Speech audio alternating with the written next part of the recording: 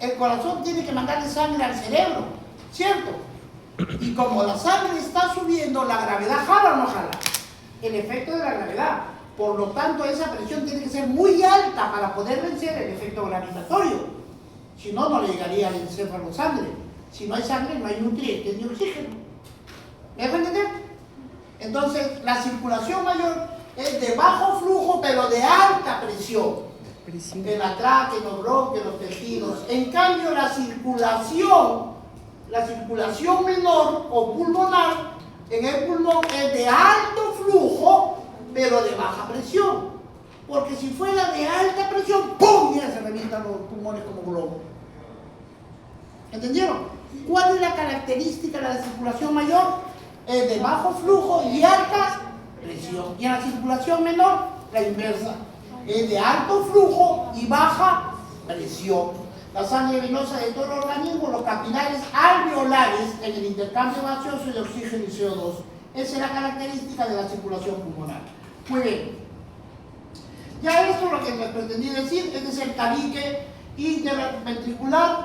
Esta es el ventrículo derecho, ¿no es cierto? Este es el ventrículo derecho, este es el músculo cardíaco, este es el atrium o la aurícula derecha, el ventrículo derecho, y estas son las cavas, la cava superior y la cava inferior. Recuerden, ¿qué venas llegan a la aurícula derecha? Las cavas, la cava superior y la cava inferior. Y en el ventrículo izquierdo sale la aorta, y la aorta sale de la aorta ascendente y forma este callado o bastoncito, ¿no? Como agarrador de los bastones. Este es el callado de la aorta. El callado de la aorta tiene el tronco brachiocefálico, ¿no es cierto? Para el lado de acá tiene la brachio, se va al brazo, cefálico se va a la carótida, se divide.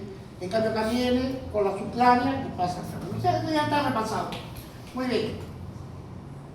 Entonces, circulación pulmonar, los vasos bronquiales. Los vasos bronquiales, la sangre arterial oxigenada es de 1 al 2% del gasto cardíaco. ¿Cuánto es el gasto cardíaco, doctora? Tú que me miras, no sabes. ¿Cuánto es el gasto cardíaco, doctora? Nunca pegó, está sacando con una computadora. Es Google. ¿El gasto cardíaco? Es Google. Doctora, el último. Ella sabe. Enséñales. A ver. Un poquito de la luz para que puedan. Al fondo. Ya está. Miren, por eso es importante que algunas cosas deben estar dominándolas, por eso no frenamos. Espero que no me estén haciendo quitar por la cura. Miren, chicos. ¿A qué es igual la presión arterial? ¿A qué es igual la presión arterial? Al gasto cardíaco por la resistencia vascular periférica. ¿Ya? ¿Y a qué es igual el gasto cardíaco? Al volumen sistólico por la frecuencia cardíaca. ¿Cuánto es la frecuencia cardíaca de un ser humano normal? 60 a 100, de 60 a 100 latidos por minuto. De 60 a 100, promedio 70 latidos por minuto. El volumen sistólico, sístole, diástole. La sangre que sale por el ventrículo izquierdo, sale por la aorta con destino a todo el cuerpo. En cada contracción, ¿cuánto de sangre sale?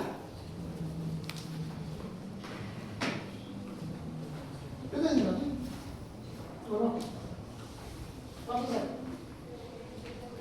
70. Perfecto. Miren, chicos, es exactamente, no es con mucha precisión, pero como un TIS. ¿Cuánto es la frecuencia cardíaca? 70, de 60 a 100 latidos por minuto. Promedio, 70 latidos. El volumen sistólico, asúmanlo así, entre 60 a 100. En promedio, 70 mililitros de sangre. Entonces, el gasto cardíaco es igual a 70 mililitros por 70 latidos por minuto, ¿no es cierto? Porque ese es el volumen sistólico por la frecuencia cardíaca. El gasto cardíaco es igual 7 por 7, 49, agrego los dos ceros, que son mililitros por minuto. Si nosotros agarramos, lo semejo a 5000 casi, ¿sí o no? Por minuto. Por lo tanto, el gasto cardíaco es igual a 5 litros por minuto. ¿Entendieron? De esto no olviden, chicos. Ahora, por ejemplo, ¿a qué es igual el gasto cardíaco? Si este está multiplicando a este lo boto, pasa a dividir. Por lo tanto, el gasto cardíaco es igual a la presión arterial sobre la resistencia vascular periférica. ¿Cierto? Si yo quiero analizar, miren, si yo quiero analizar, se supone que aquí es 1, ¿sí o no? Pero se escribe. Entonces yo tapo el denominador. Voy a analizar dos variables, el gasto cardíaco con la presión arterial. Y yo tapo este porque esa no la analizo. Entonces yo me pregunto, el gasto cardíaco está en el numerador y la presión arterial está en el numerador. Si los dos están como numeradores, entonces se dice que son directamente proporcionales. Si aumenta la presión arterial, ¿qué pasa con el gasto cardíaco? Aumenta. Si baja el gasto cardíaco, ¿qué pasa con la presión arterial? Baja. Porque son directamente. Si suben, suben los dos. Si bajan, bajan los dos. Ahora voy a anular a la presión y voy a analizar el gasto con la resistencia vascular periférica.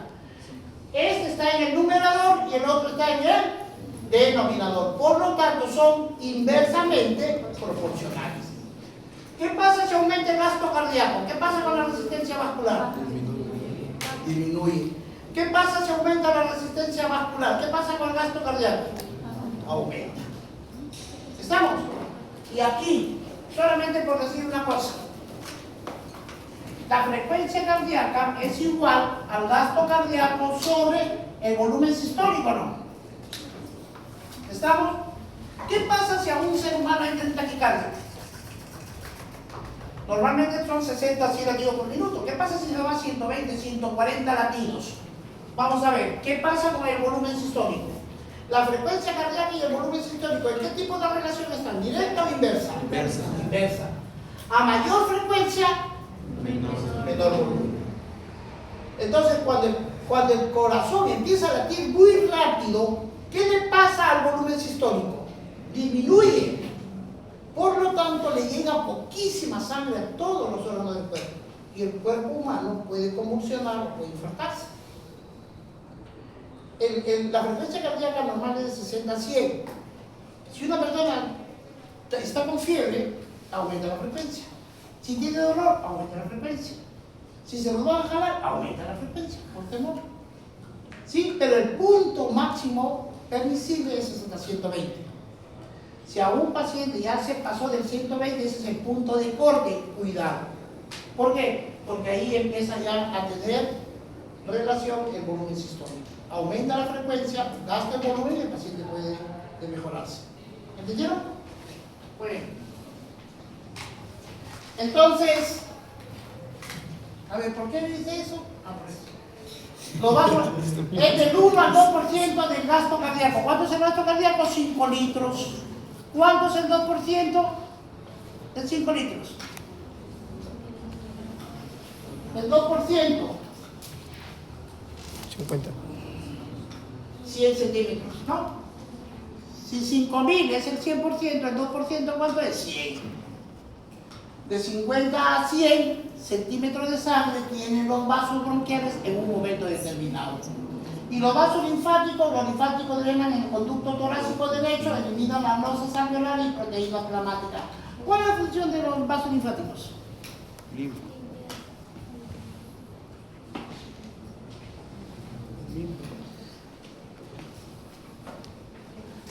Los vasos linfáticos, recuerden chicos, que la última fase de la circulación es la fase del sistema capilar. El capilar arterial y el capilar venoso, ¿no? Un vasito rojo y uno azul, ¿se acuerdan?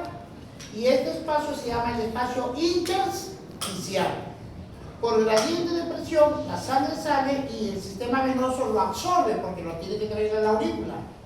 Y cuando quedan unos poquitos líquidos en los espacios intersticiales, es el sistema linfático el que termina de absorber. Es como si nos pusiéramos a bandear esto. Todo el mundo barre, y le pasamos un trapo y salimos. Ven, por ahí hay un poquito de agua, ven, por ahí hay un poquito. Ya, alguien se para, ese es el linfático. Todo lo que queda lo seca. ¿Estamos? Oye,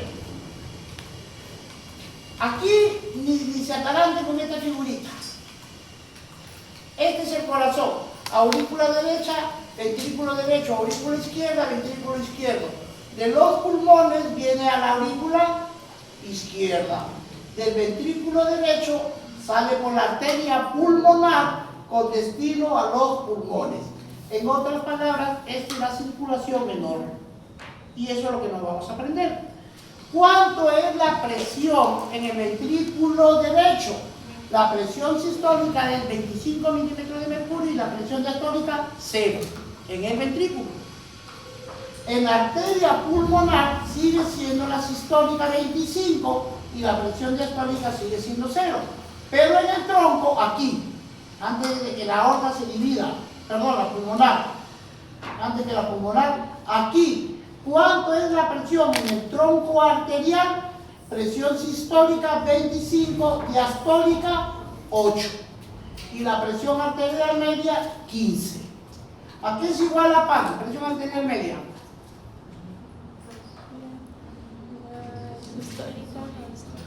¿Cómo? ¿Sístole? ¿Cuánto? La PAN es igual. Ay, muchachos. Chicos, hay algo que estudiar, ¿ah?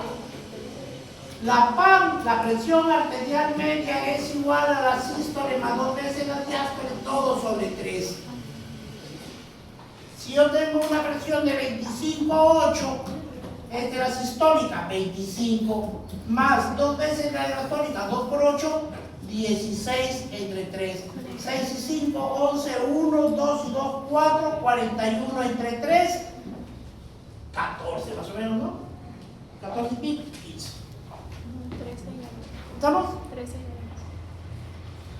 Muy bien. ¿Y cuál es la presión arterial media sistémica? ¿Cuánto es la presión normal? 120, 80, ¿cierto? Y aplica lo mismo. 120 más 2 veces la diastólica sería 120 más 2 veces la diastólica, todo entre 3. 8 por 2, 16, 160 más 120, 280. Entre 3, 9 por 3, 27, 90 y pico. ¿Sí? ¿Qué significa la presión arterial media normal? 90. Y cuando un paciente está críticamente chocado, ya no trabajamos, porque los pacientes que están muy chocados no se trabaja con la sistólica y diastólica, solamente con la PAN. Tenemos que usar sustancias para mantener una PAN igual o mayor de 65 milímetros de mercurio. ¿Por qué? Porque con esa presión estoy garantizando que todos los órganos del cuerpo humano reciban sangre, oxígeno y nutrientes. ¿Estamos? Menos de una presión arterial de 65 me va a dar un infarto, corazón, riñón, hígado, pulmón. Muy bien, entonces chicos, esto nos van a preguntar. ¿Cuánto es la presión en el ventrículo? ¿Cuánto es la presión en la salida? ¿Cuánto es la presión en el tronco? ¿Y cuánto es la presión capilar pulmonar? La presión arterial media en el capilar pulmonar es 7. En el tronco es 25 sobre 8. Presión arterial media, 15. ¿Cuánto es en la arteria pulmonar y en el ventrículo? 25, 0. ¿Y cuánto es aquí? Normalmente 0. Pero aquí le han puesto 2 milímetros de mercurio. ¿Estamos? Esa es la presión. Esta es la presión. Una presión mayor de 7 es edema agudo del pulmón. A ver. Si me entendieron, me van a entender lo que les voy a decir. Miren. La circulación mayor empieza en el ventrículo izquierdo y termina en la aurícula derecha. La circulación menor empieza en el ventrículo derecho y termina en la aurícula izquierda. La sangre que sale del ventrículo izquierdo es rica en Oxígeno que sale a través de la arteria, aorta con destino. ¿Para qué? Para formar energía. ¿Estamos? Muy bien. Y luego la sangre es recogida a través de la cava inferior y superior. ¿Y dónde drena? En la aurícula derecha. Ahora vamos a ver insuficiencia cardíaca. ¿Qué es la insuficiencia cardíaca? Es la incapacidad del corazón para satisfacer las demandas metabólicas de oxígeno y nutrientes al cuerpo. ¿Sí? Sinónimo, el sinónimo de insuficiencia cardíaca es una contracción muy, pero muy débil. ¿Y qué lo llevó a la insuficiencia cardíaca? Por eso le digo, estudien el corazón. Un infarto del miocardio me lleva a una insuficiencia cardíaca.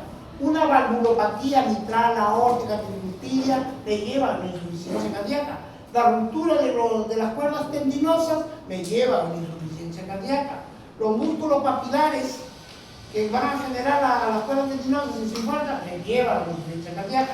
El sistema de conducción aurículo-ventricular del Purkinje, si se malogra, me lleva a una insuficiencia. Siempre cuando el corazón, un ser humano tiene una insuficiencia cardíaca, preguntémonos, ¿qué lo llevó a la insuficiencia? Una miocardiopatía, una valvulopatía, un trastorno de conducción, una arritmia, ¿qué lo llevó? Pero lo cierto es que ese paciente tiene insuficiencia. En otras partes significa que su corazón late muy poquito. Ahora voy a explicarles sobre la insuficiencia cardíaca del lado derecho. Recuerden, ¿quién llega a la aurícula derecha? ¿Qué venas llegan? Las cavas. ¿De dónde traen sangre? De todo el cuerpo. Y luego pasa al ventrículo derecho y salen por la pulmonar. Imagínense en una insuficiencia del lado derecho. Si el corazón derecho, su contracción es muy débil, muy pero muy débil, hace una contracción débil. Pregunto, ¿sale poca o harta sangre? Poca. Poca. ¿Al pulmón le llega poca o harta sangre? Poca. ¿El intercambio gaseoso va a ser abundante o va a ser poco? Poco. En resumen, retención de CO2. ¿Estamos? Como el ventrículo, su contracción es débil, sale poquita sangre o no. Y por lo tanto se queda un remanente ahí en el ventrículo.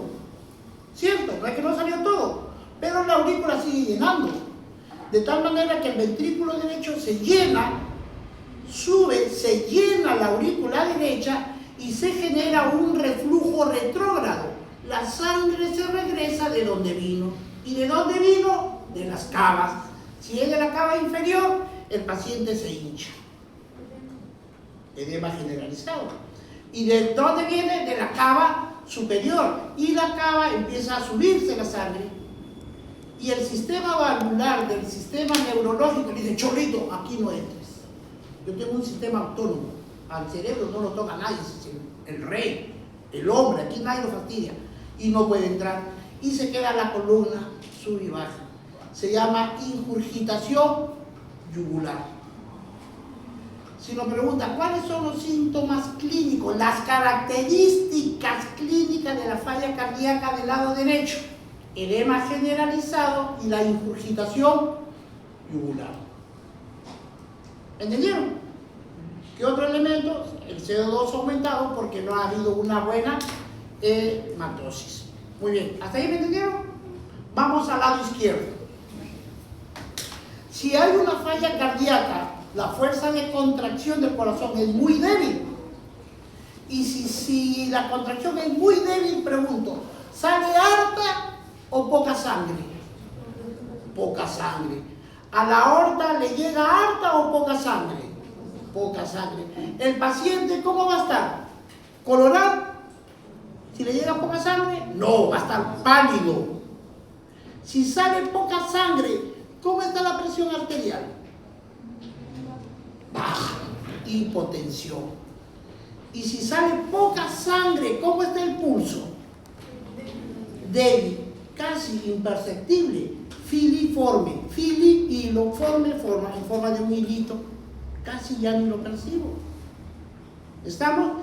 Entonces la falla izquierda me genera palidez, hipotensión, pulso débil o filiforme, pero la frecuencia cardíaca, ¿cómo está? Aumentada para compensar. hay una taquicardia reactiva. Cuando cae el volumen sistólico, aumenta la frecuencia cardíaca. Entonces, en la insuficiencia cardíaca izquierda, ¿qué va a haber? Salida de poca sangre. Por lo tanto, el paciente va a estar pálido.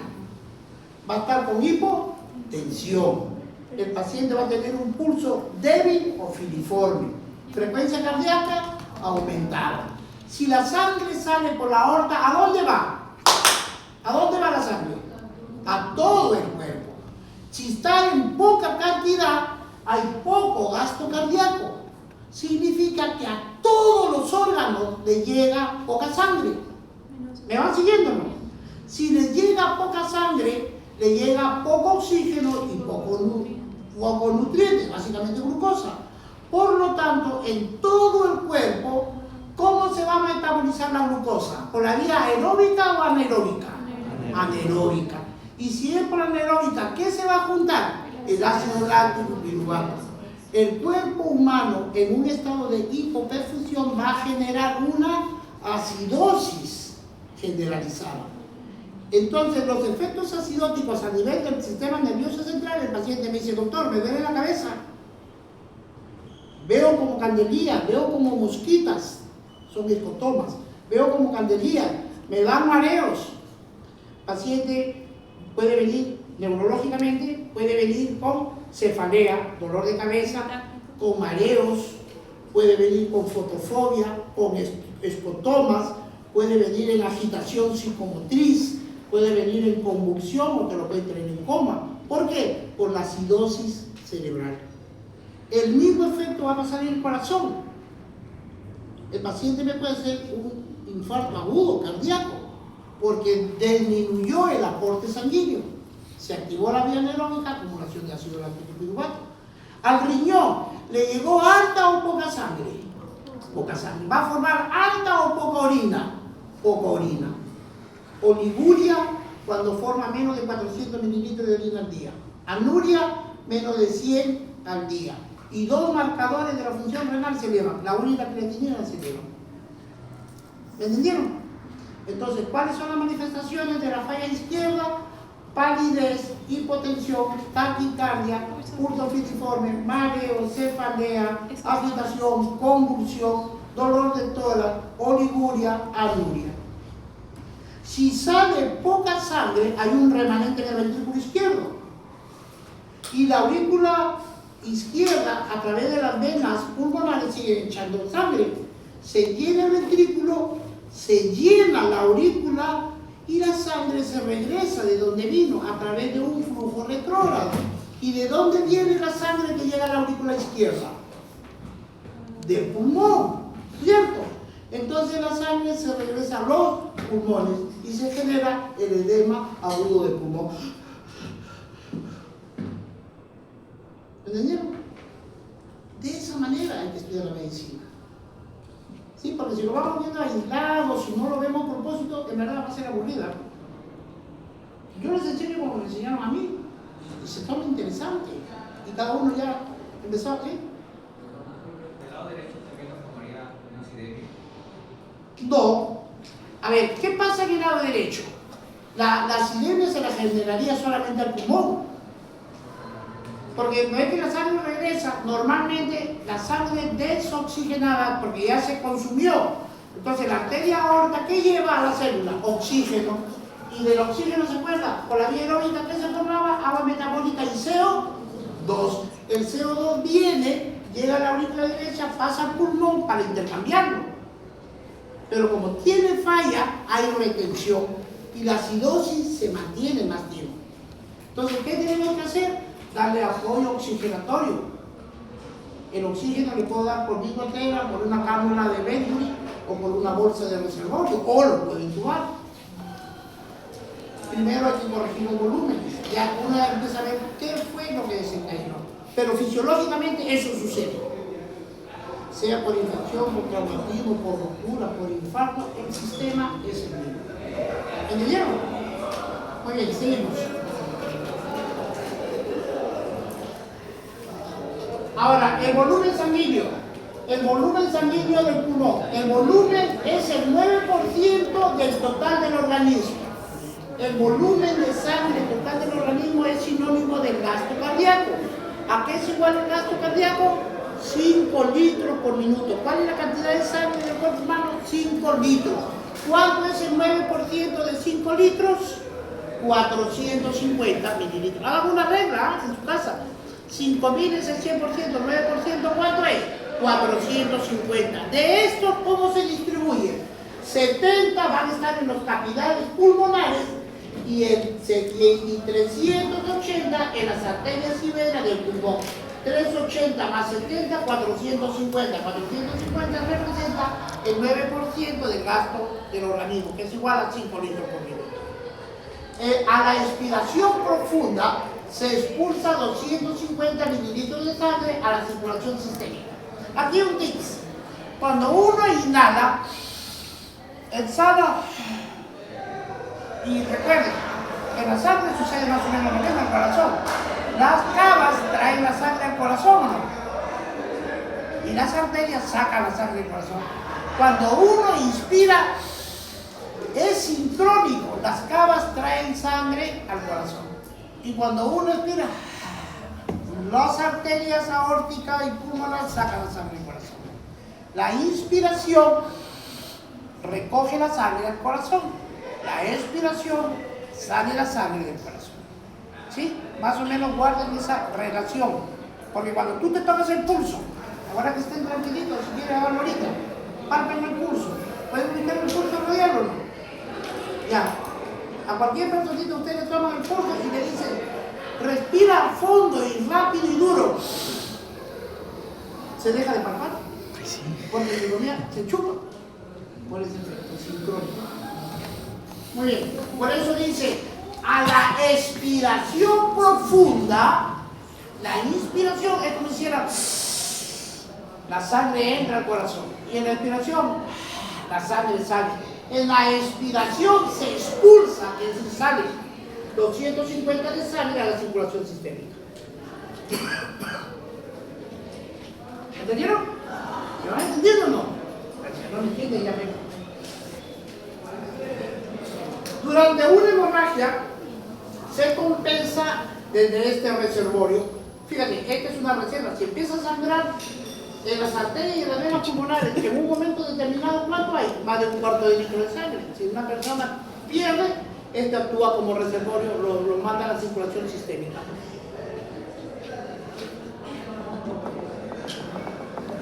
Muy bien. ¿Qué es hipoxia? ¿Y qué es hipoxemia? Hipoxia bajo oxígeno. Bajo oxígeno.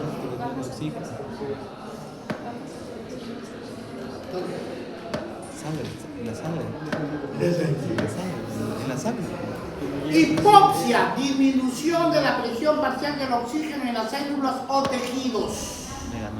Hipoxemia, emia sangre. Hipoxemia, disminución de la presión parcial de oxígeno en la sangre. Hipoxia en los tejidos. ¿Y qué es un tejido? Un conjunto de células. Hipoxia, la disminución parcial del oxígeno en los tejidos, y la hipoxemia, disminución del oxígeno en la sangre. A ver, como que nos relajamos un ratito. ¿Todavía tenemos tiempo o no? Sí. Bueno, si quieren ir, bueno, yo de una vez termino, Sí, ¿quién se va? 6:30, ¿eh? Y Sí. me pregunten. Sí, todavía sí. Porque en verdad, miren, si yo hubiera venido dictando, yo hubiera acabado. Les juro que yo hubiera acabado. Ya cumplió. A mí me pagan para venir a dictar esa necesito, yo lo hubiera hecho.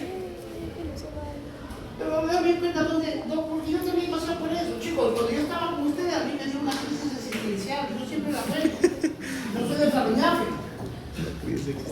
Yo estudié en Piura. Me levanté un día aquí para acá, me metí a afeitar y ya me he hecho mi espuma.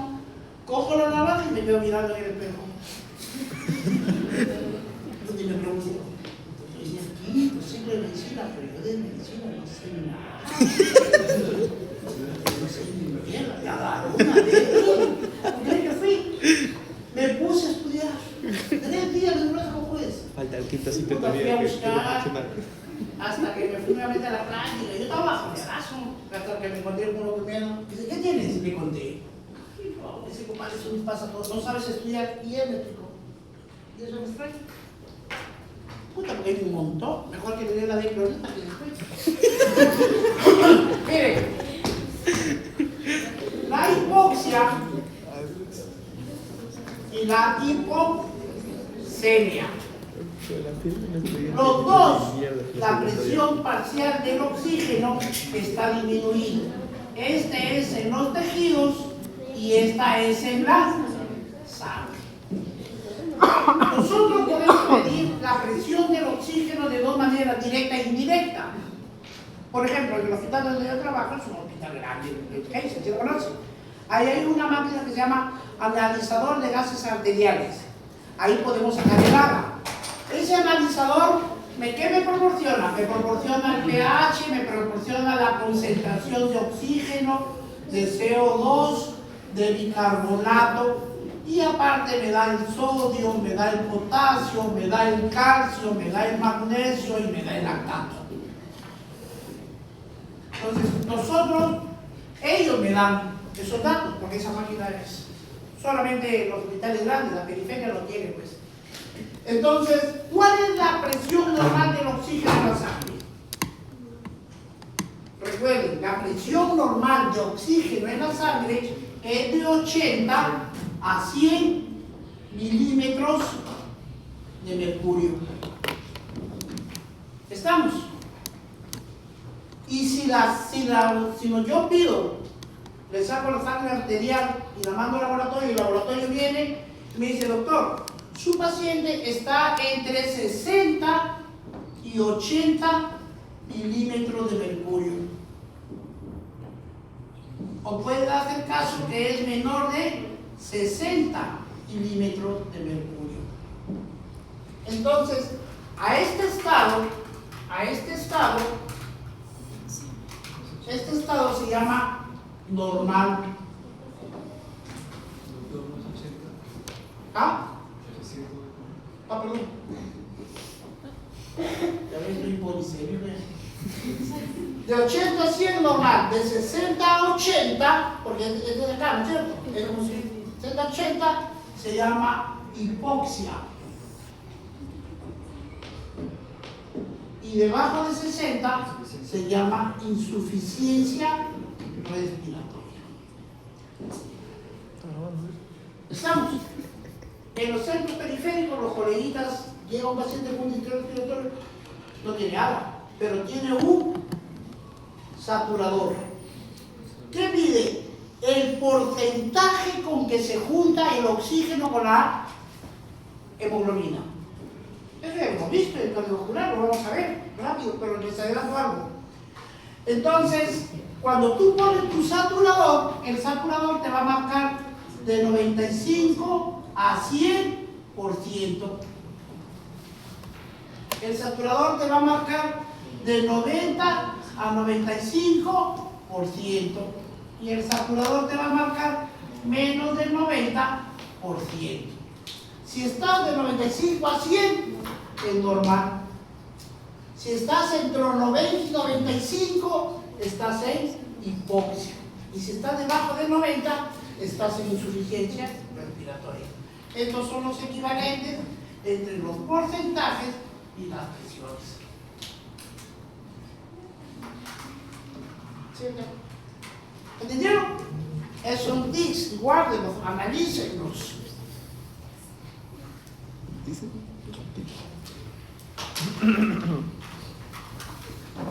Muy bien. Miren, en este caso rapidito. Regulación del flujo sanguíneo durante la hipoxia. Quiere decir que en el tejido hay disminución de glóbulos. Aquí nomás por la figura, miren. Este es el bronquio mayor, entra al alveolo y miren aquí, está prácticamente colapsado. Por lo tanto, aquí va a haber disminución. Y acá tiene la misma figura, pero aparte miren este diámetro del vaso y este diámetro aquí. ¿Ya? Como guardan la misma proporción, aparentemente parece que aumentó. ¿Entienden? Sí. Es por el efecto del diámetro. Esto lo vamos a ver después. Ahora, a ver, figura. Chicos, ¿me entendieron eso para borrar? Ya. Sí, sí, se cerró.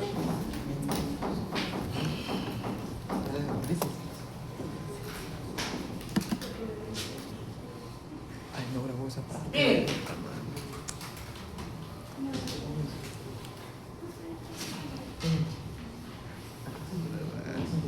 Me perdí ese rato. Estos son los pulmones, ¿cierto? El pulmón lo vamos a dividir en zonas. Zona B. Que tiene 3 cada uno. ¿Estamos? Al pulmón le van a llevar dos variables. Le va a llegar sangre y aire. ¿Cierto? No hay otra cosa. ¿O no? ¿Estamos? Perfecto. Entonces, recuerden, en la materia sólida, la molécula que constituyen a los sólidos tienen una fuerza, la molécula de una cohesión, así como la tensión superficial que tienden a juntarse en la molécula, muy compactas, la materia es sólida. Cuando la fuerza de cohesión es medianamente, la materia es líquida. Y cuando las moléculas se dispersan, se rechazan, es la característica de la molécula de los gases. Por eso que el humo trata de ganar rápidamente mayor espacio, al toque se expande, porque la molécula se rechaza. ¿Estamos? Entonces, el aire es un gas, por lo tanto, ¿cómo se comporta en un ambiente? Trata de expandirse rápidamente. ¿Cierto? Bueno, en este caso, suponiendo que entra la sangre, entra en la sangre.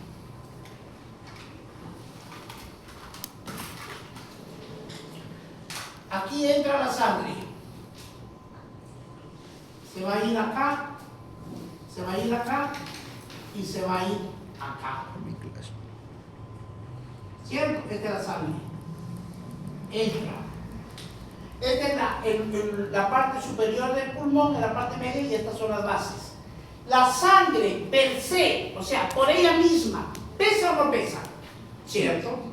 Entonces, si la sangre entra, el flujo sanguíneo le va a llegar al tercio superior, medio inferior, pero la gravedad va a tratar de jalarla hacia abajo, ¿no? Eso se llama la fuerza gravitacional. Entonces pregunto, ¿dónde llega más sangre? ¿A la ápice o a la base? A la base. Entonces acá, aquí va a haber mayor perfusión, aquí va a haber mediana perfusión y aquí va a haber poca perfusión. ¿Por qué? Por el efecto gravitacional, por la acción y efecto de la gravedad sobre la sangre, como un cuerpo lo tiende a jalar hacia abajo. ¿Entienden? Por lo tanto, en los segmentos, en el primer segmento es Q en perfusión sanguínea. Es poca, mediana. ¿Qué le digo al pulmón? Sangre. Por otro lado, ¿qué otra cosa le llega al pulmón? Al pulmón le llega aire, ¿cierto? El oxígeno.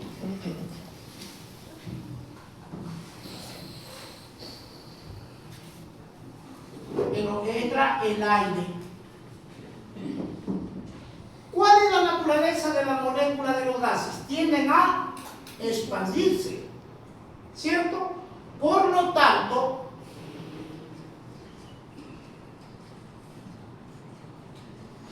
el aire tiende a subir.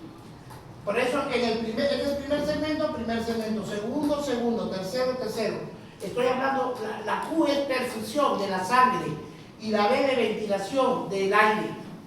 Entonces, aquí por acción y efecto de la gravedad tiende a jalarlo hacia abajo. Por lo tanto, la perfusión es mayor en las bases que en los ápices. Y por acción y efecto de la molécula de los gases tratan de expandirse, suben con facilidad. Por lo tanto, los pulmones están mejor ventilados en el primero, segundo y en el tercero, que es inversamente a la forma como se irriga. ¿Quedó claro? Analicen, estudien, porque eso no va a cambiar. Estudienlo, porque de ahí vienen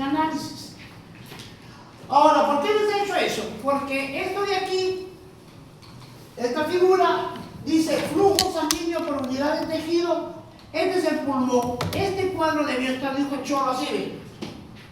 Paradito. Pero este es el superior, ese es el P1. Este es el medio y este es el inferior o la base. Normalmente la sangre es mayor en las bases, medianamente en medio y muy poca sangre en la parte superior. ¿Por qué? Por el efecto gravitacional. La sangre tiende a ser jalada por la fuerza de la gravedad. ¿Me entendieron? Y cuando este ser humano se somete a hacer ejercicios, miren, guardan la misma proporción. Por más ejercicio que haga, siempre se va a cumplir que la irrigación va a ser mayor en la base que las ápices. ¿Quedó? Muy bien.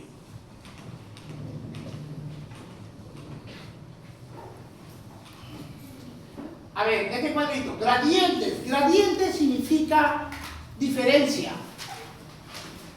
Este es una gradiente. ¿No es cierto? Este es una gradiente. ¿Se acuerdan ahora de la costa y la sierra? Esta es una altura. Pero generalmente se representa con un plano inclinado. A esta altura, esta es la gradiente. Entonces, gradiente es sinónimo de diferencia. Por eso cuando nosotros decimos gradiente de presiones, hay más presión en el aire que en el tórax, por concentración. Gradiente es diferencia. Muy bien. Ahora, el corazón es una bomba impelente, expelente. Jala y... El corazón tiene como objetivo imprimirle la fuerza de velocidad para que la columna de la sangre nunca deje de moverse. ¿Qué pasa, chicos, si la sangre deja de moverse? Se acabó la vida. Literalmente, se acabó la vida. Se murió. Se acabó. Por eso la sangre nunca puede parar. Y ese es su trabajo del corazón. ¿Sí? Entonces, el corazón es una bomba. Entonces, ¿dónde creen que hay mayor presión de la sangre? ¿En la cabeza o en los pies? En los pies. ¿Por qué? Porque la gravedad facilita. Entonces, por encima del corazón, tiene que tener una fuerza una presión muy alta para que pueda llegar la sangre al cerebro. ¿Por qué? Porque la gravedad trata de disminuirlo. Entonces, un pulmón desde la punta, desde aquí hasta aquí, la altura del pulmón aproximadamente de 25 a 30 centímetros. En las ápices, esta es una presión aquí es negativa y acá es positiva. ¿Ya? Entonces, normalmente la presión en el corazón es 23, pero por encima del corazón se suman 15 más.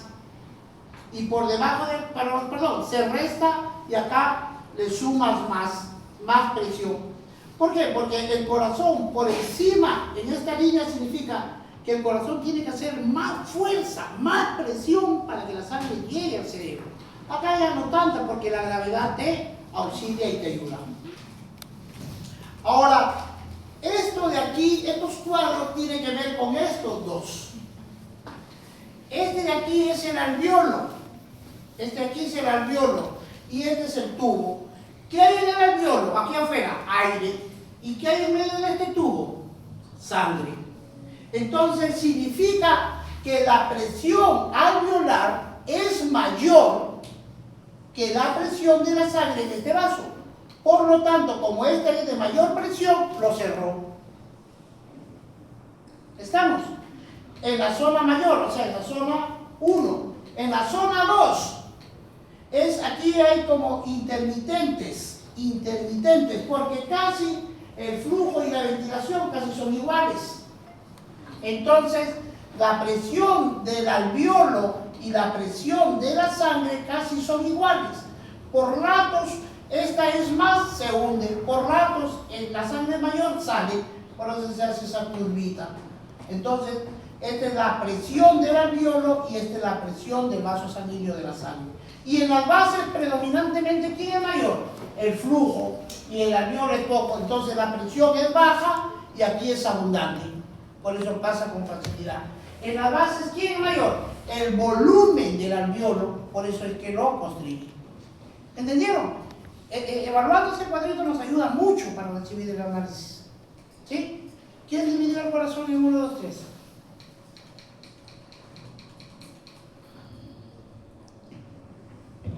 Ya, de tarea para el lunes. Muy bien. Marqué por los martes. Seguimos, chicos, rapidito. Zona de flujo sanguíneo intermitente en las áfices. Faltan 40. Miren, habíamos dicho que la presión sistólica en el Son corazón 50, promedio es de página 10. 25 milímetros, ¿ya? Entonces, en los ápices la presión sistólica es 10 milímetros mayor que la presión alveolar y la sangre fluye en sístole. En la diástole la presión no es suficiente porque el flujo sanguíneo es menor que la presión alveolar. Es la del cuadro anterior, nada más. En las bases la presión alveolar es 0. ¿No es cierto? No es que hay poco ventilación, por lo tanto el alveolo tiene poca presión, es 0. Y la sangre fluye muy bien en sístole y diástole porque en las bases el flujo sanguíneo es mayor que la presión de la ventilación. A eso se refiere esto. Principio físico del intercambio. Estos son los gases, el gas. Entonces, los gases, como cualquier sustancia, están formadas por moléculas. Estas son las moléculas. Están en un movimiento cinético. Cuando yo caliento un espacio donde hay gas, ¿qué pasa con las moléculas? Aumentan su movimiento cinético. Entonces, la base molecular de la difusión gaseosa. El movimiento cinético molecular para la difusión. Temperatura. La temperatura, ¿qué hace? Aumenta el movimiento cinético o el movimiento molecular de los gases. Y la difusión por gradiente, o sea, por concentración, ¿no es cierto? Los gases se movilizan de mayor concentración a menor concentración. Miren, el intercambio gaseoso físico. ¿Qué es el aire? Hemos dicho, es una mezcla de gases, fundamentalmente nitrógeno, oxígeno. 78% de nitrógeno, 21% de oxígeno, 1% de gas raro. Escuchen y graben. Nitrógeno, 78%. El segundo es oxígeno, 21%. De ahí vienen gases raros. En gases raros, de hoy en adelante, en tercer lugar, vapor de agua. Cuarto lugar, CO2. Nitrógeno, oxígeno, vapor de agua, CO2. Nitrógeno, oxígeno, vapor de agua, CO2. El vapor de agua es igual a 47 milímetros de mercurio. Eso es importante porque lo vamos a ver en cardio. Y solamente por curiosidad, recuerden, ¿dónde se forma el CO2? En los animales, en la respiración, en el mitocondrio, ¿se acuerdan? El metabolismo de la glucosa por la vía aeróbica, ¿qué formaba producto intermedio? Agua metabólica y CO2. El CO2, ¿cuánto es la concentración del CO2 en la sangre? 0,03%. 0.0, prácticamente no hay nada. Muy bien, entonces, el aire es una mezcla de gases, presiones de parcialidad de los gases individuales. La presión es directamente proporcional a la concentración de la molécula del gas. Presión parcial de un gas. En lugar de gas vamos a ponerle aire. Entonces, la presión parcial del aire es igual a la velocidad, es directamente proporcional a la presión que genera el gas solo, el nitrógeno, el oxígeno y el CO2. Recuerden, el aire a nivel del mar, ¿no es cierto? ¿Cuánto es la presión a nivel del mar? 700. Miren, aquí se lo explico mejor. Miren. No, cuadrito, hay que interpretarlo así. Miren. El aire está formado básicamente por nitrógeno y por oxígeno, ¿cierto? Habíamos dicho 78, 21%. Para la materia de estudio, ellos, Lighton aquí usa 79, para completar el 100%. ¿Estamos? Entonces, ¿cuánto es la presión del aire a nivel del mar? 760 milímetros de mercurio. ¿Cierto? Si el aire, el 100% de aire me da 760 milímetros de mercurio, ¿o no? Ya, ahora voy a ver los componentes del aire, que es el nitrógeno y es el oxígeno. Entonces, Si el aire, el 100% del aire tiene una presión de 760, ¿cuánto de porcentaje tiene el oxígeno si su porcentaje es 21%? X, ¿cierto?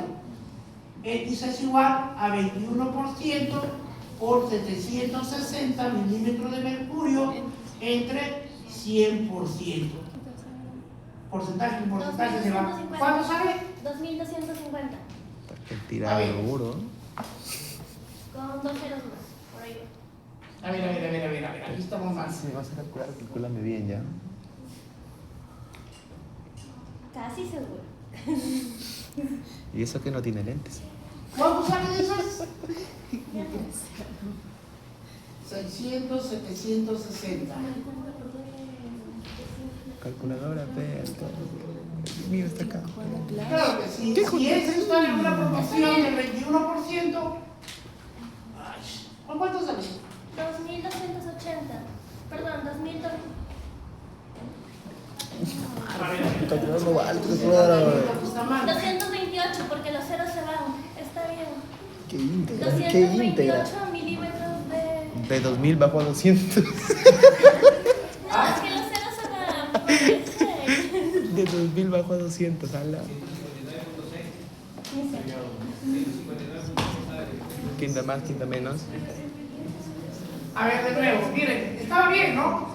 El 100% del aire tiene 760 milímetros de mercurio. El oxígeno, que representa el 21%, ¿cuánto es? X es igual, multipliquen este, a ver, ¿cuánto es? 760. 7.6 por 21. 21 entre 10. Ajá. 15.000 no hoy. 1596. 1596. ¿Cuánto? Ah, no. 59.6. Punto 6 no. Me faltó, pues. Por lo tanto, esto es igual a 160, redondeando pues. Me falta un cerito. Entonces, el oxígeno tiene una presión dentro del aire de ¿cuánto? De 160 milímetros de mercurio. Planteando la misma teoría, miren, si el aire, el 100% del aire es 760 milímetros de mercurio, voy a trabajar con el nitrógeno. Si el nitrógeno tiene 78%, ¿cuánto tiene de presión? Por lo tanto, multiplica este con este se va, este con cuñado. 76% y punto 8. 76%. 592.8. ¿Cuánto? 592.8. 592.8. Punto 8. 593. Bueno, aquí lo estaba redondeando con 600. ¿Por qué? Porque si ustedes lo sacan matemáticamente es que lo está redondeando a 79. Si sale con 78, si sale. Pero lo que yo quiero que vean que la presión total de la mezcla del aire es igual a la suma parcial de cada uno de los gases que lo componen. Si este es 600 más 160, 760 es la mezcla del aire. O sea, el aire tiene una presión de 760, por lo tanto, el nitrógeno, que es más, tiene una presión de 600 y el oxígeno 160. Este dato rojo, grábenlo, porque hemos visto la importancia del oxígeno. El oxígeno con la glucosa la quema para formar la energía. Entonces, cuidado cuando le pregunten, ¿cuál es la presión parcial del oxígeno en el aire? 160 milímetros de mercurio. ¿Cuál es la presión del oxígeno en el alveolo? 104. Si en el aire es 160 y en el alveolo 104, ¿por qué bajó? Porque en el camino el vapor del agua consume oxígeno. Por eso baja. 104. ¿Ya? Más o menos. ¿Quedó claro esto? Chicos, ¿quedó claro? Muy bien, seguimos. Luego estoy.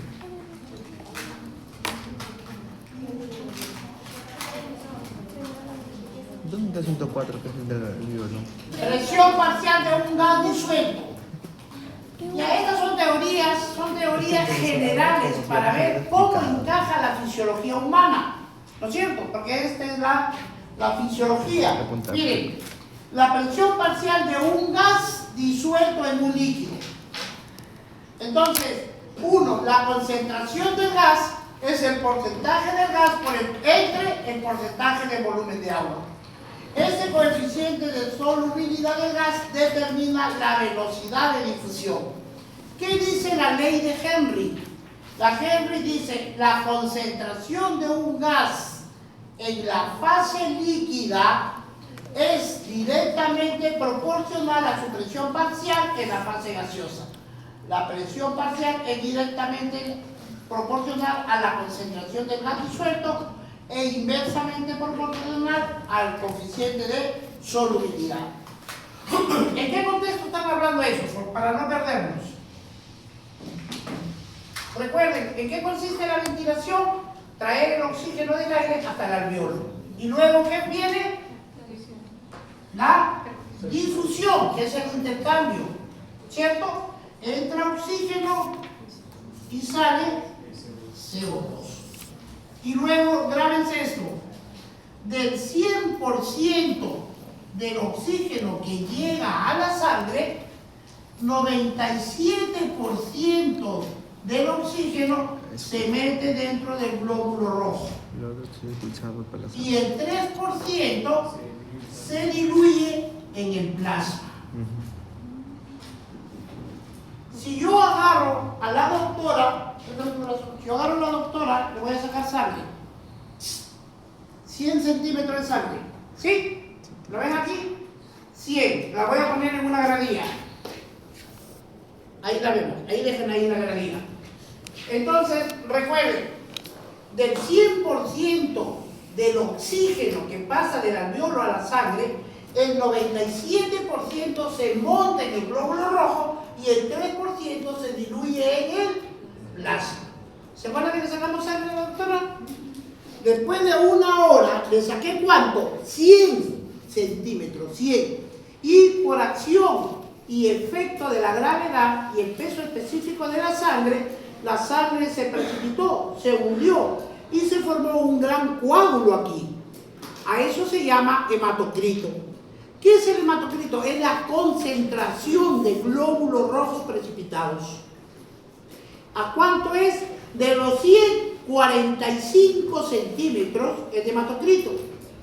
¿Cuánto le falta para 100? 55. Encima se llama un remanente de líquido, se llama plasma.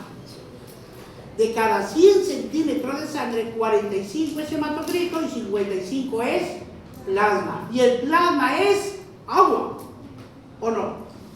Si yo saco con una pipeta el plasma y lo centrifugo, ¿qué me resulta?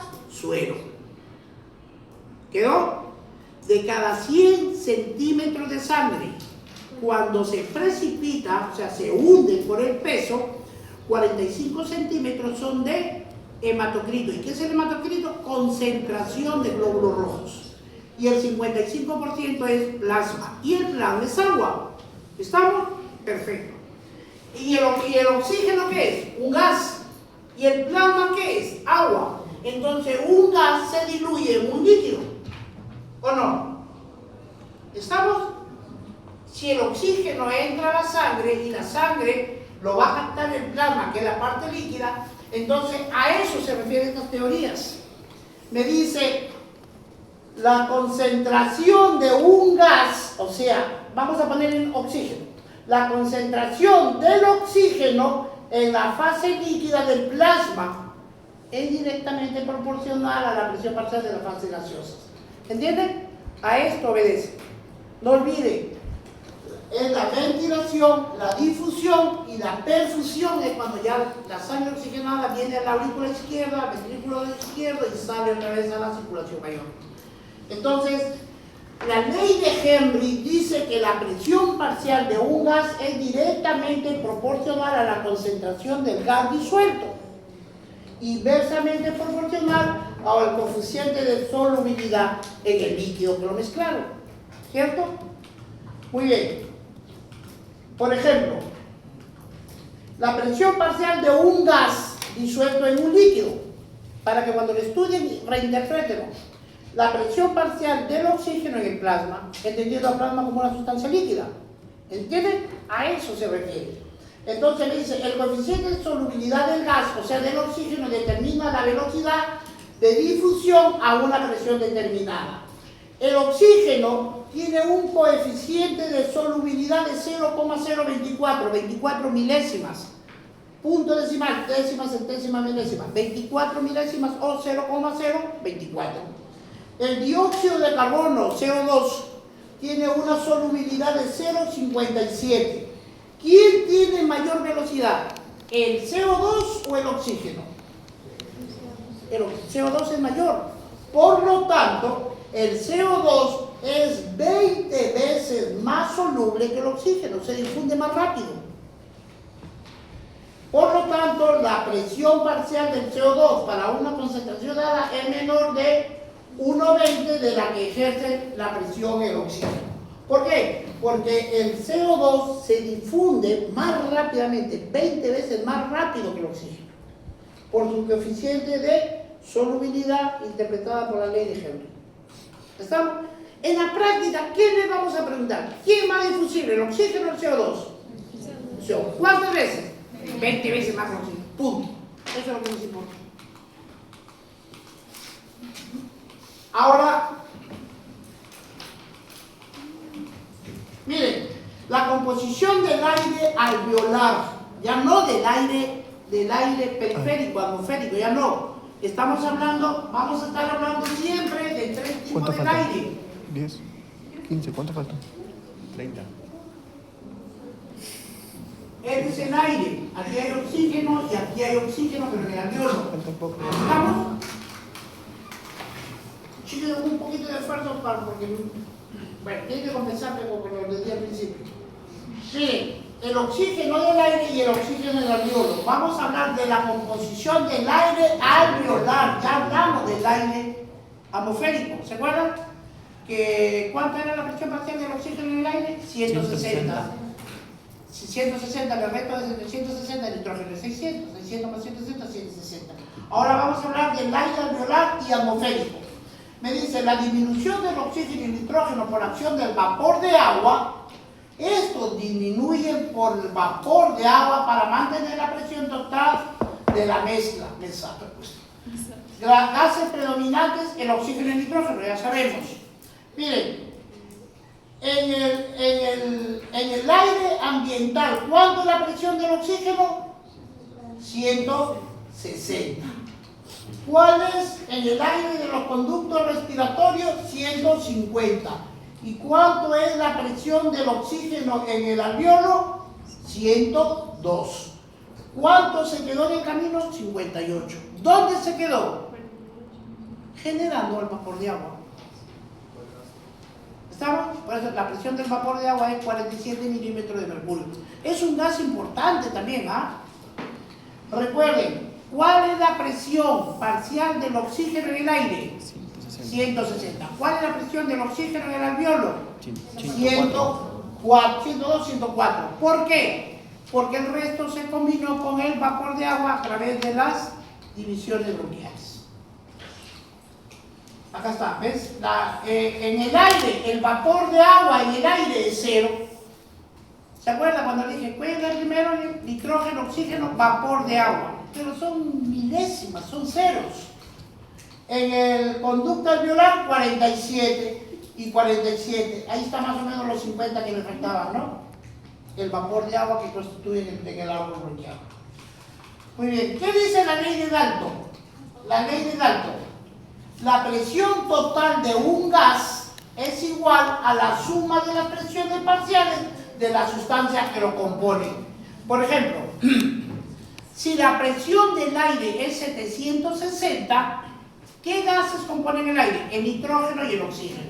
Si la presión total del aire es 760 y la presión del nitrógeno es 600, la presión del oxígeno es 160. 600 más 160, 760. Eso es lo que dice la ley de Dalton. La presión total de un gas es igual a la suma de las presiones parciales de cada uno de los gases que lo componen. ¿Estamos? Eso es lo que reza la ley de Dalton. Y si nos preguntan qué decía la ley de Hill, habla sobre la concentración y el coeficiente de solubilidad. Esas variables hay que tenerlas en cuenta. No creo que sean tan miserables que pregunten eso, pero de pronto. Muy bien, ¿qué más? El intercambio, coeficiente de difusión de los gases, ya vimos, el CO2 es 20 veces más poderoso que el otro. ¿Qué dice la ley de Fick? La ley de Fick, el intercambio gaseoso, ese principio físico.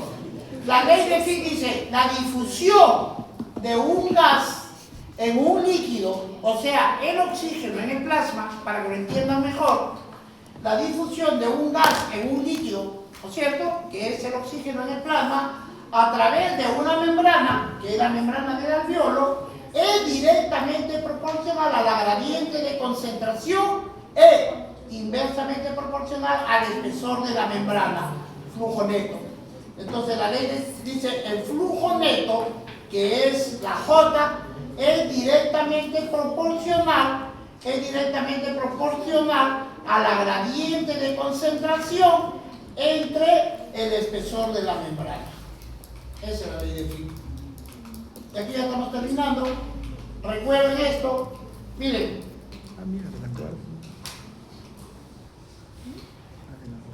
Este es el alveolo, ¿no es cierto? Y este es el vaso sanguíneo, ¿no es cierto? El capilar, esta es la membrana alveolo capilar. Se supone que estas dos están juntas, ¿no es cierto? Sino que para materia didáctica las han separado un poquito. Entonces, en la gradiente de la presión parcial del gas y la mayor presión parcial pasa a uno de menor.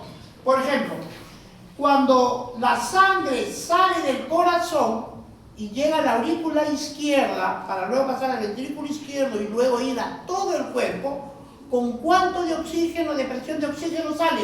Con 104. ¿Y con cuánto de presión de CO2? 40. Se va por todo el cuerpo y deja oxígeno. Y cuando vuelve a regresar al pulmón, ¿con cuánto llega de oxígeno? Con 40. ¿Y con cuánto de CO2 salió? Con 40. ¿Y cuánto regresa? 45.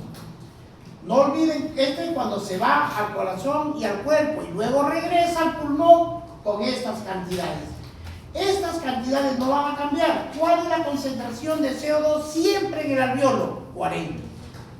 Entonces, y del CO2, 104. Por eso dice, si este es 45 y este es 40, ¿qué dice la ley de gradiente? Los gases se mueven de mayor concentración. Amén. Entonces se mueve de la sangre, el CO2 sale al alveolo y del alveolo sale al aire. Pero se tiene que regular. Una vez que es 45, una vez que llega a 40 ya se equilibraron, pasa con 40. Este llegó con oxígeno de 40 y este CO2. ¿Quién tiene más presión? El oxígeno, ¿en el alveolo o en la sangre? En el alveolo. Por lo tanto, el oxígeno empieza a entrar 40, 41, 42, 43, 44, hasta que se iguala. 104, ahí deja de haber intercambio gaseoso. ¿No es que ya se igualaron las dos presiones? ¿Entendieron? A ver. Normalmente la presión parcial del CO2 en el alveolo es 40. Siempre, nunca va a cambiar. La presión parcial del CO2 en el alveolo es 40 y la presión parcial del oxígeno en el alveolo es 104. ¿Estamos? Eso nunca va a cambiar. Entonces, cuando recién estos pasan, están equilibrados. ¿Cuánto hay aquí de oxígeno? 104, acá hay 104. ¿Cuánto hay de CO2? 40, acá hay 40. Como están en equilibrio, ya no hay intercambio de gases porque ya están equilibrados. Entonces, arranca la cosa, se viene la aurícula izquierda, pasa al ventrículo izquierdo y sale por la aorta a todo el cuerpo.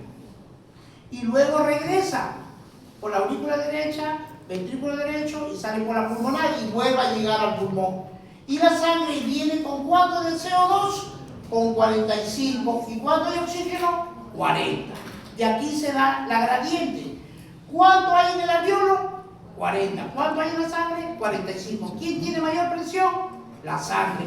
Entonces, ¿qué reza la mecánica? Dice, los gases se desplazan de mayor presión a menor presión. O sea, de aquí sale el CO2. Sale y empieza a salir, hasta cuando llega a 40 ya se igualó y ahí ya deja de intercambiarse. ¿Y con cuánto llegó de oxígeno? 40, y acá es 104. ¿Quién tiene más presión de oxígeno, el alveolo o la sangre? ¿Para dónde se va a mover el oxígeno? Del alveolo a la sangre. Empieza a entrar 40, 41, 42, 49 hasta que llega a 104. Una vez que se regula, deja de intercambiarse. Y se repite el ciclo. ¿Entendieron? A eso se refiere.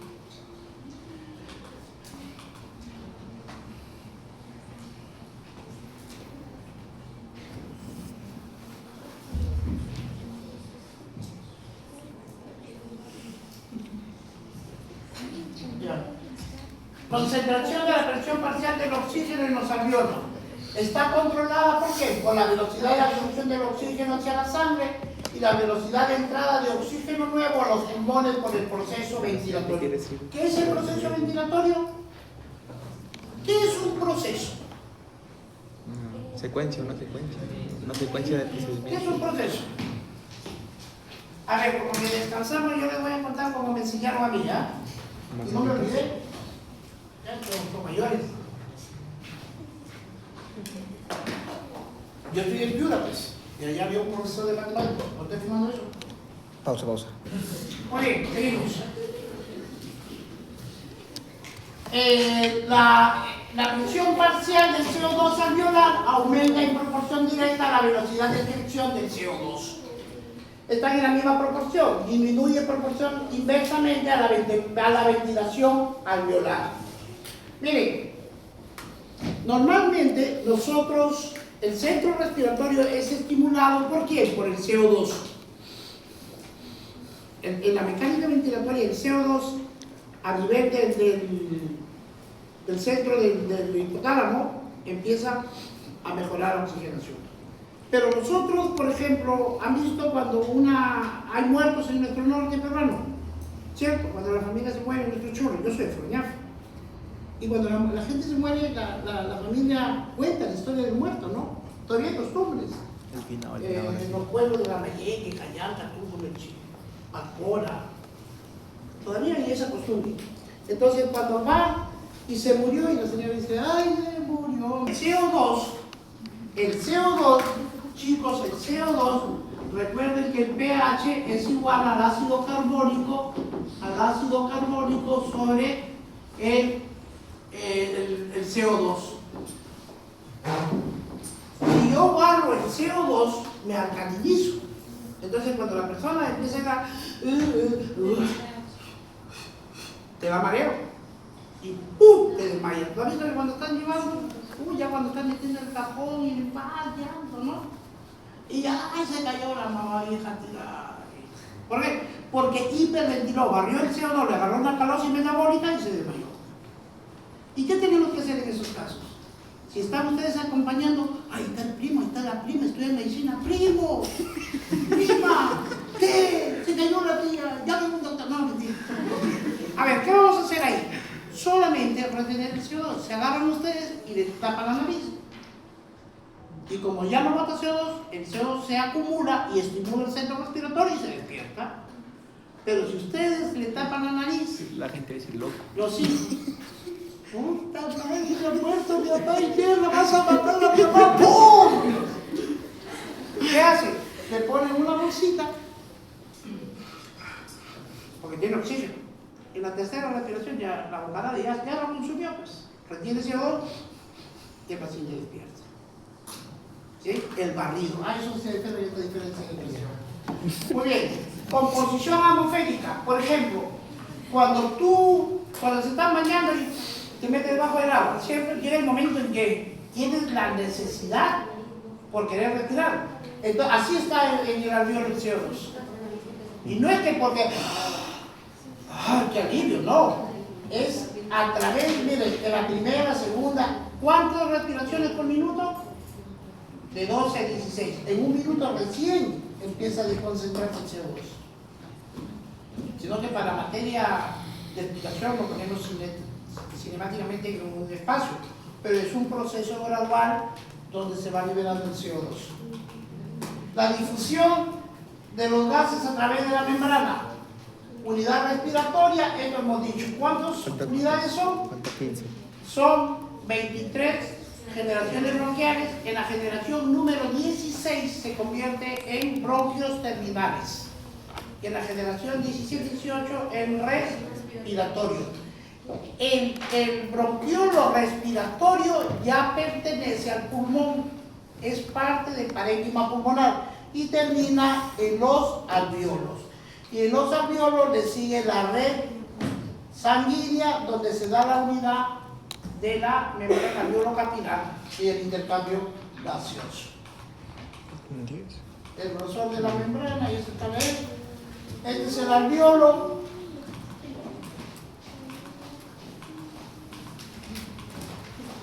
La ventilación, perfusión, coeficiente, ventilación, ya saben, el aire, el oxígeno del aire hasta el alvéolo.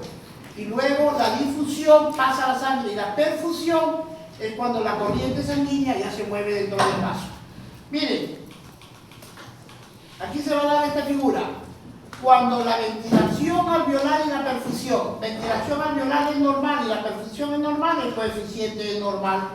Entonces entra, se da el intercambio que hemos dicho. ¿Cuál es la presión parcial del CO2 en el alveolo? 40. ¿Cuál es la presión parcial del oxígeno en el alveolo? ¿Cuál es la presión parcial del oxígeno en el medio ambiente? La ventilación alveolar es 0 y la perfusión es normal, sale 0. Si la ventilación alveolar es normal y la perfusión es 0, todo número dividido entre 0, infinito, se va a bloquear. Y aquí lo tenemos. Miren. Cuando la presión es 1, quiere decir que la presión alveolar es normal y la perfusión es normal. La gradiente de presiones de CO2 y oxígeno entre la cavidad y la atmosférica está normal. Aquí se da el intercambio, ¿ya? El intercambio gaseoso. En cambio aquí es cuando, ¿qué pasa si no entra aire? Es lo que les explicaba ahora. ¿Qué pasa con ese alveolo? ¿Está ventilado o no está ventilado? No está ventilado. ¿Está perfundido o no está perfundido? Sí está perfundido, pero no ventilado. A eso se llama la relación ventilación-perfusión igual a 0. Ahora, ¿cuándo es un alveolo ventilación-perfusión infinita? Cuando ocurre lo siguiente. Cuando está ventilado, ventila pero no intercambia. Pero tampoco hay perfusión. Si no hay perfusión, ¿cuál es la presión? 0. ¿Qué pasa? 0. ¿No es cierto? En estos casos, por ejemplo, en estrés, un broncoconstrictor severo por casos de sustancias picaduras de insectos, animales y drogas. Muy bien, chicos.